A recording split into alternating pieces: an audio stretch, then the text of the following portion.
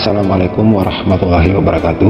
Ketika jiwa ini sudah mulai berperan, ketika jiwa ini sudah mulai mengambil alih, maka seperti itulah yang akan kita rasakan. Karena yang sesungguhnya sholat itu adalah jiwa kita, jiwa yang sudah diliputi oleh Nur Muhammad. Jasad ini hanya mengikuti tuntunannya, yaitu tuntunan daripada Allah Ta'ala melalui jiwa kita. Ketika jiwa yang telah melaksanakan sholat, maka tubuh kasar ini akan terasa ringan, seakan-akan kita berjalan pun seperti melayang jika rasa ini telah menyelimuti batang tubuh. Tetapi kalau misalkan hawa bumi ini masih full, itu masih terasa berat, sehingga kadang kita belum khusyuk. Tetapi kalau jiwa itu sudah melaksanakan sholat, maka kajian di kepala ini cepat sekali hilang. Walaupun awalnya kita masuk ada kajian, tapi tiba-tiba dia akan hilang dengan sendirinya, karena kita terbiasa menghidupkan nafas kita, kita terbiasa mengibadahi nafas ini dan mengurangi hawa bumi kita. Maka jiwa kita akan tersambung ke Allah Ta'ala melalui cahaya tuntunannya daripada Nur Muhammad tersebut. Hawa bumi itu sudah sangat kurang halus, sehingga jiwalah yang sholat. Karena jiwa itu sudah bercahaya, maka semuanya adalah Allah Ta'ala.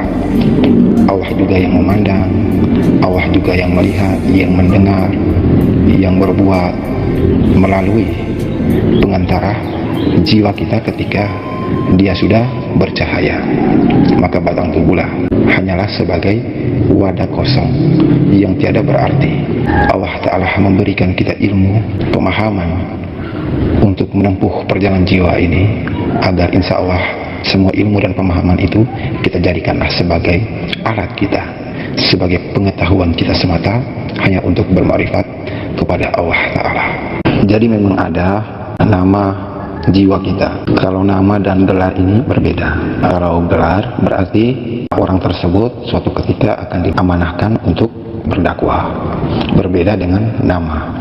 Kalau nama ini bisa kita dapatkan kecuali yang pertama, ketika kedua orang tua ini mendatangkan kita di atas muka bumi ini melalui ibadah batin, maka nama itu akan diberi langsung yang pertama oleh bayi itu sendiri, kalau tidak dari Allah Ta'ala melalui pengantara kalamnya. Kalau dari kalamnya Allah itu kita hanya mendengar suara. Gambaran itu diberikan kepada istri kita, kemudian Allah akan bukti lagi kepada suami.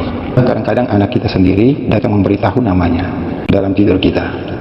Ketika istri kita sudah mengandung, dia akan memberitahukan namanya, maka nama itulah yang akan digunakan ketika dia melahirkan. Namun yang kedua, kita akan mendapatkan nama tersebut ketika kita belajar mengenal diri dan hakikat diri. Misalkan kita diperlihatkan Allah Ta'ala berjalan di suatu alam, kemudian ada kalam yang memanggil kita, wahai Zaini, wahai Al-Hamid, misalkan itu contoh-contoh, maka itulah nama jiwa kita.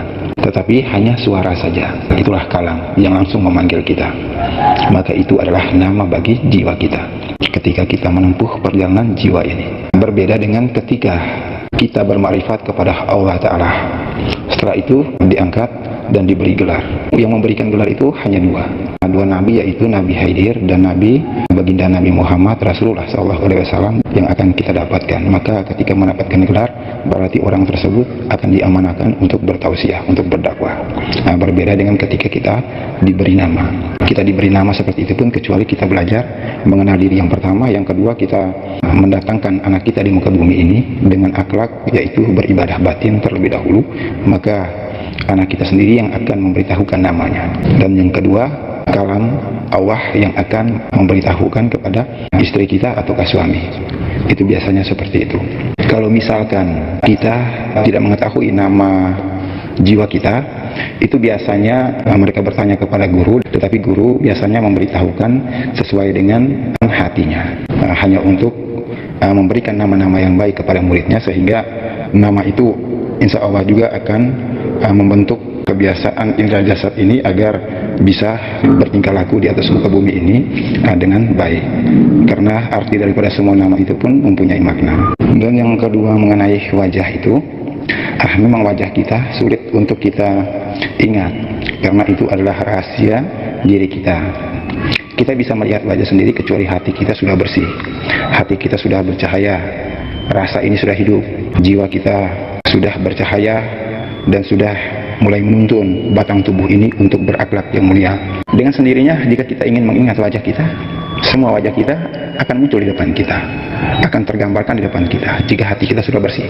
Tetapi kalau hati ini masih kotor, kita berusaha bagaimanapun, dia tidak akan muncul. Kemudian caranya ya kita belajar ilmu perjalanan jiwa ini, ilmu mengenal diri dan hakikat diri ini, sehingga kita dapat melihat wajah sendiri. Kalau hati kita kotor, masih terhijab, bagaimanapun caranya kita usahakan, kita tidak dapat melihat wajah kita, karena wajah kita adalah merupakan rahasia di atas rahasia buat diri kita sendiri. Hanya dengan kita merenungi diri, maka kita dapat memandang wajah kita sendiri. Sehingga dalam kehidupan ini ada sebuah cermin, itu sebenarnya adalah gambaran, contoh yang harus kita renungi di atas muka bumi ini. Yang asli itulah yang di dalam cermin itu. Sedangkan yang di luar cermin itu adalah kasarnya, adalah casingnya.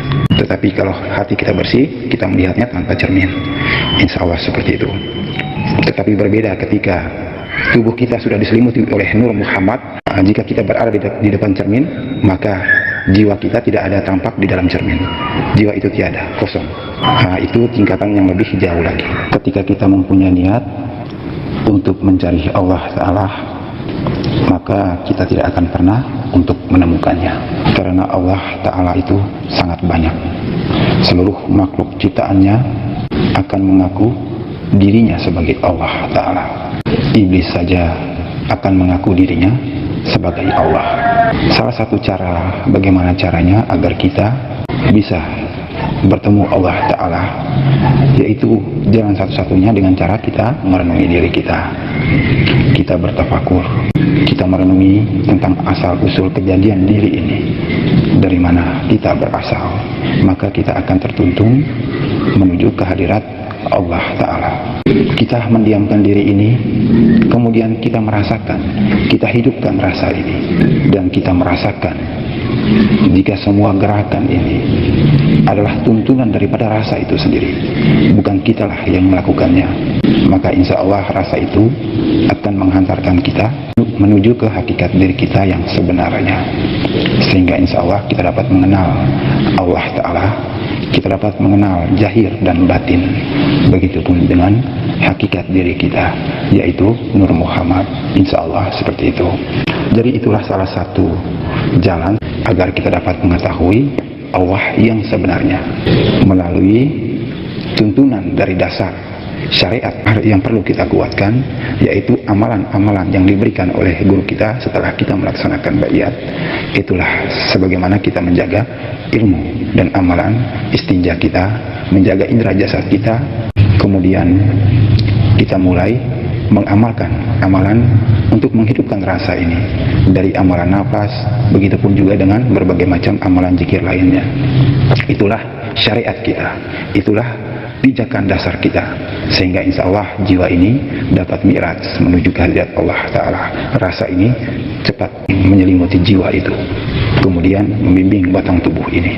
Kemudian ketika kita diizinkan Allah Ta'ala untuk tenggelam ke zatnya Allah Ta'ala, itu sudah mati benaran, bukan hanya kita sebatas fana. Kalau kita melebur ke alam hampa ke Nur Muhammad, maka itu kita fana, itu sudah mengalami kematian jasad dan jiwa. Kemudian jiwa yang telah bercahaya itu telah melebur menjadi hakikat dirinya sendiri, itulah Nur Muhammad. Sedangkan tenggelam ke zatnya Allah Ta'ala, semuanya mati. Tubuh kasar ini mati, jiwa ini pun hancur ketika dia telah melebur menjadi nyawa hancur, jadilah dia Nur Muhammad. Kemudian Nur Muhammad itulah yang akan tenggelam ke zatnya Allah Ta'ala, akan bersama zat Allah Ta'ala.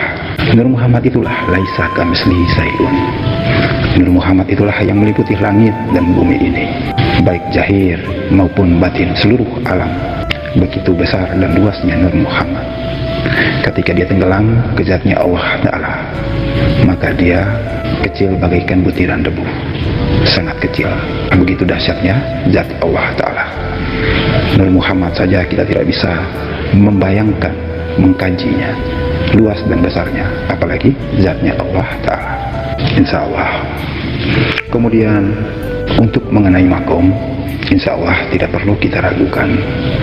Ketika kita belajar amalan untuk menghidupkan rasa ini, maka insya Allah rasa kita akan hidup, jiwa kita akan aktif, dan akan menuntun kita ke hadirat Allah Ta'ala.